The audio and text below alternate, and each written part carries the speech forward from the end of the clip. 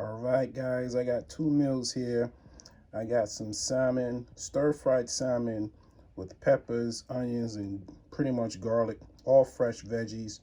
And yeah, this is pretty much, that's all I needed, man. It's just really, really crunchy, very soft, well done. And then, of course, I had my the curry chickpea with potatoes.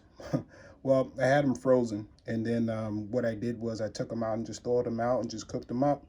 And I was thinking about adding this to this, but probably wasn't a good idea. And this tastes so good that I didn't want to spoil that taste.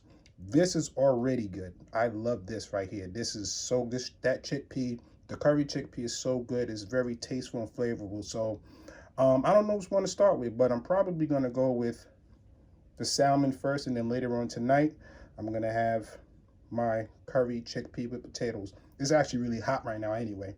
All right, guys. I'll catch you guys in the next video.